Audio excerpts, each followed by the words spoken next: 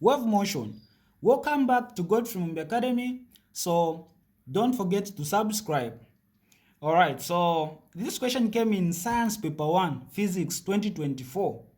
Okay, so this is an exam question, ECZ exam question. So the question is saying, figure B 4.1 shows the displacement distance graph for waves generated on a string.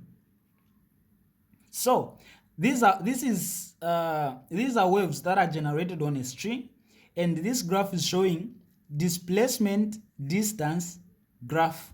So here we have displacement, here we have distance. Both are in centimeters. First question, define wavelength of a wave. 1 mark. What is wavelength of a wave? Well, this is very simple. When they are talking about the wavelength, you can define it in many different ways, but I will give you about 2 different definitions that are very simple. The first one, when they are talking about the wavelength, I want you to understand, not just memorizing, you should understand these things. Okay? So, when they say wavelength, they are talking about the distance between 2 crests or 2 troughs of a wave. You understand that this is the structure of the wave. The question comes, what is this part called? What is this part? What is this distance? What is this distance? So you need to understand, this is a transverse wave, right? Yeah. So this part here, the top part, you understand that we have this as the what? We have this as the crest. So this top part is the crest, okay, of a transverse wave. This bottom part is the what? Is the trough. So when they are talking about the wavelength, it is the distance between 2 crests or 2 troughs. Meaning this is a crest, even this one is a crest. The distance between these 2 is what we call the wavelength. So this is a wavelength. This is one wavelength. The other definition, it is the distance traveled by the wave to make one complete cycle. You understand that the cycle is made up of a crest and a trough. One crest and one trough. So this is a crest, okay? This is half of the cycle. This is a trough. This is another half. So the distance to make one complete cycle is one crest and one trough.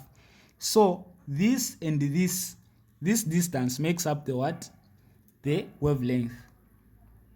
So you can use those 2. So when we come to the definition for A, you will simply tell them what is define wavelength of a wave. So you will say this is the distance between 2 crests or troughs of a wave. If you don't want to use this, you can tell them the distance traveled by the wave to make one complete cycle. That is also okay. Or the distance between 2 points that are moving in phase. So you can define it in many ways. All right, so that is it. Let's go to the second question. So look at question 2. State the wavelength of the wave in figure B 4.1. So if you don't know, if you just memorize, you will not know which one is the wavelength. But if you understand, you will first look for the first one. We say the distance between 2 crests or troughs. Here it's hard because we don't have the number here, even here. But we got the other definition. We said to make the distance traveled by the wave to make one complete cycle. And in this case, it is this one plus this one. So the distance from here to here. So this is one wavelength. So what is the number here? 10. And you get the SI units, they are using centimeters. Okay, take note of the SI units. So for B, you will say the wavelength is equal to 10 centimeters. As simple as that. We go to the next question. It is saying, what is the amplitude of the wave in figure B 4.1? Now they are asking about the amplitude. So this question alone is asking you to understand, not to memorize. The amplitude is the maximum distance of, or the maximum displacement of the particle from the undisturbed position. That's the definition. What that means is, this is the undisturbed position. You need to understand this one. Okay, so the maximum distance the point will rise, this is the what? This is the amplitude. So the amplitude is not from here to this point, it is from the undisturbed position to this point, because this is the maximum distance, or from here to this point. So either this one or this one, it's one and the same, because they bring these questions and they will put letters and ask you to identify. So from here to this point we have 10. Okay, so it is also in centimeters. So for C, you will say amplitude is 10 centimeters. Then we go to the next question. So this is our next question.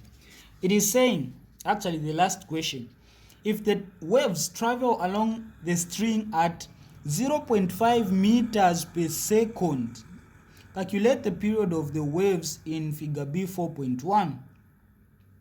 If these waves travel at this distance, 0.5 meters per second, now they are asking to calculate the what? The period of the waves in this figure. So this is D.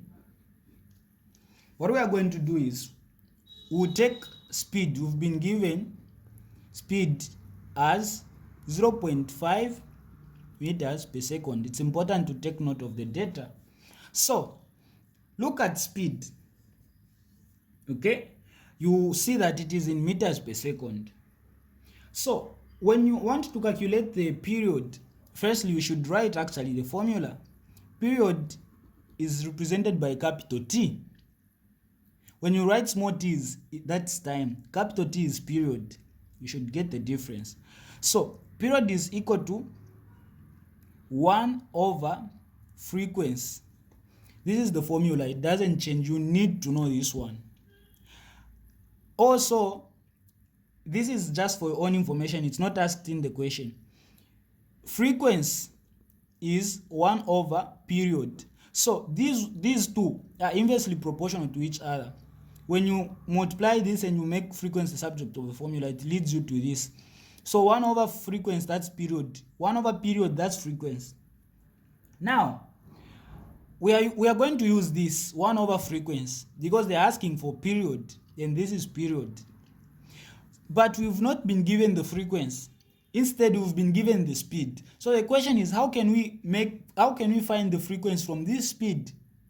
So you understand that speed, V, speed, this is speed, is equal to frequency multiplied by wavelength.